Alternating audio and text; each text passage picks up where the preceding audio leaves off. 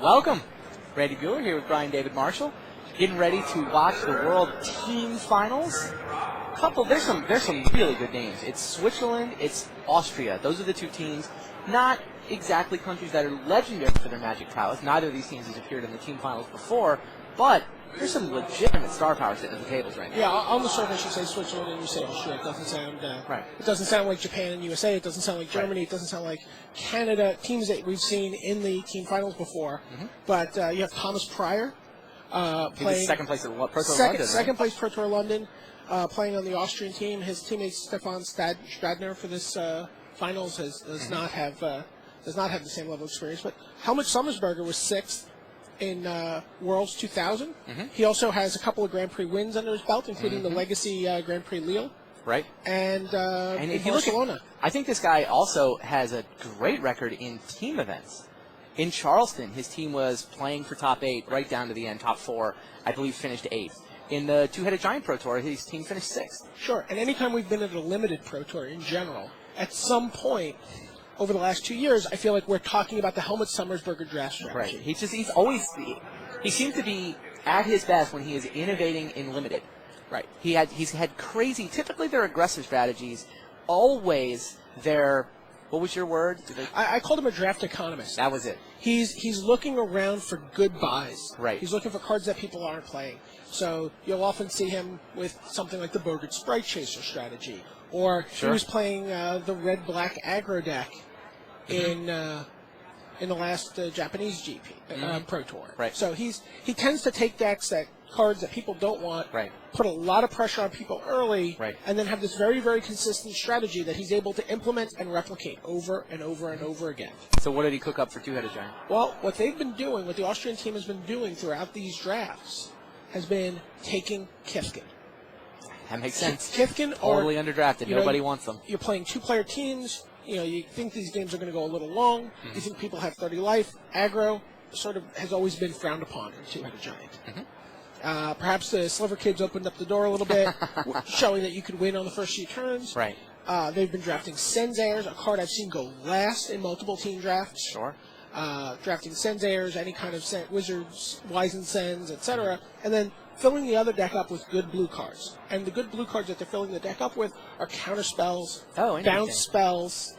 So they're pairing a beat-down white weenie deck with a counter deck. Absolutely. And effectively, they get out the quick Kifkin beats. They stop their opponent from reacting with, a power sink or whatnot.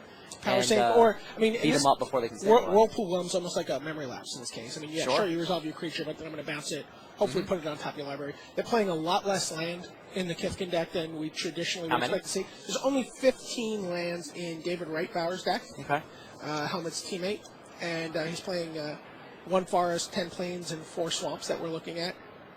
Oh, I'm sorry. You know what? He's actually playing 17 lands. I didn't see. He has the Shimmer and Grotto and the Vivid Grove, and I didn't see. These deck lists aren't filled out traditionally, so I thought those were just registered and not played. That's my bad. I'm sorry. He's playing 17 lands. But playing very, very, very aggressive. Multiple Senzairs, got a Burnton Forge Tender, multiple Gold Meadow Harriers, multiple Hillcomer Giants, multiple Kifkin Greathearts, multiple Plover Knights. Shields of Velasvel, a card that's been the MVP for them. Shingo Korihara mentioned that as a real undervalued card in a draft segment we did in the Tournament Center.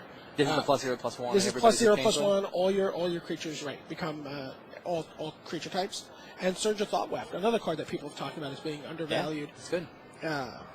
And then he's playing, just has a nice little package of black removal to pair with that, and a Splash after the Guild Leaf. Okay. Meanwhile, all right, on the other side of the table, we've got Switzerland. Now, this Swiss team, again, not a country that's legendary for turning out Magic players, but all 4 of these guys have Grand Prix top 8s. And 2 of them have Pro Tour top 8s. Right. Rafael Gennari top 8'd with Secret Force at Pro Tour Tinker in New Orleans back in the day. And Christoph Huber top 8'd this weekend. He was in the top 8 of the Worlds. He was eliminated in the quarterfinals.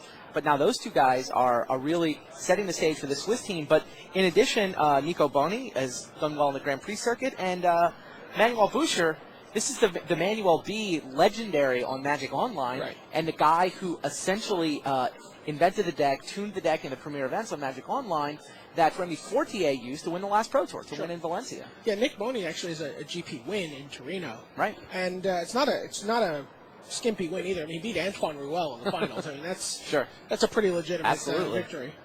So the way the pairings work, each 4-person teams, right? So there's 2 different giants, 2 different 2-headed giants. Now, they're going to play each other. They all drafted together, so you actually had 2 copies of the Austria team and 2 copies of the Switzerland team at the same table. A little bit unique, and in fact, it may have hurt Austria if they were trying to get Kifkin and counters. Right. When they were on separate tables, they could both do it, but here I'm sure they agreed which one of them was going to run that strategy ahead of time. Now, if one team sweeps these 2 matchups, we're done. They win. They're the world team champions. If we get a split out of these pairings, well, the 2 winning teams will then play in a nice, clean championship match. Okay. So best of 1 matches, and the way the pairings work, it's Gennari and Huber playing on one side. So Switzerland has both of their world's top 8 pedigreed players playing together, and they're playing against Helmut Sommersberger and David Reitbauer. Right. That'll be the match we start on. A lot of star power in that matchup. That means the other matchup is Boney and Buescher versus Pryor and Stradner. Yes. So we'll certainly keep you updated on that. Now, you were telling me about the Austrian strategy. Now, it is Sommersberger and Reitbauer. Yes. Who we're gonna get to see the Kifkin. The other deck has double Broken Ambitions, double Deep Tread Marrow, Fairy Trickery. They ended up Sommersberger ended up having to shop for some of the better cards. I mean, he did get a Mistbind Click this draft. He did get a Muldrifter. He did get a Scion of Una. So he got a couple of the good cards despite his best intentions. And Gennari and Huber have a pretty interesting thing going on. Huber's got triple Hand Servant. He's got green-black, basically. Green-black, triple Hand Servant. Meanwhile, Gennari has the Giant deck. The Hand Servant sees all Giants. So Gennari's Giant deck not only includes a nice collection, he's got some even Changelings. He's red-white, as you would think from a Giant deck. A couple of Changelings. He's got a couple Wisdom Cents to make sure he doesn't get run over early out of the white as well. His red Giants include the Thundercloud Shaman. That's the one you want. And that Hand Servant, you build the Hand Servant up high enough, you may be able to wipe the team, keep the Hand Servants, keep your Giants. It's kind of interesting. The Hand Servant deck in individual drafts is a pretty popular strategy. It has to be red-green. But you find yourself at cross white purposes. You don't get to fully exploit your tribes. Your elves die to your Giants. Right. It's really kind of nice in 2-headed Giant. I like the way they've split that up. Oh, yeah. So I'm going to take the Elvish Hand Servants. I'm going to make those a priority. You make Giants a priority. Right.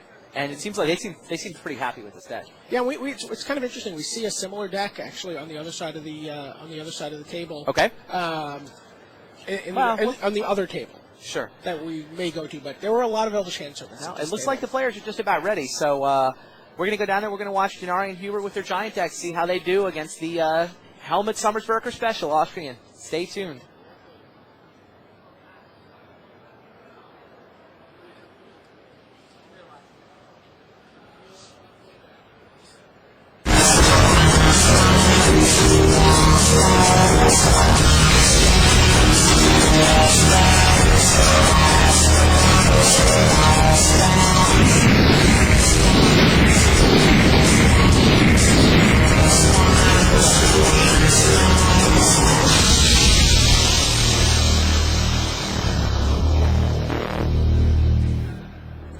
Hello and welcome to the 2007 Magic the Gathering World Championships. I'm Randy Buehler. I'm here with Brian David Marshall, and we are getting ready to watch the team finals.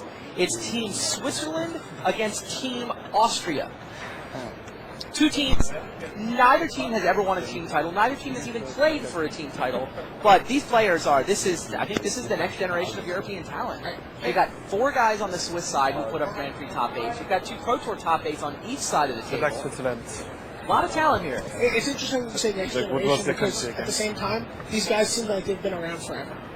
Sure. They've been around forever. There was this. They all, at the turn of the century, seemed to do very well. And now, lately, and I believe it's tied to the advent of the Players Club, we're seeing these guys resurgent. We're seeing people like Helmut Sommersberger, David Drucker, making this kind of big push on the Pro Tour. Right. Now, it's 2-headed Giants, so these are 2-headed Giant teams, 30 life apiece. They're playing best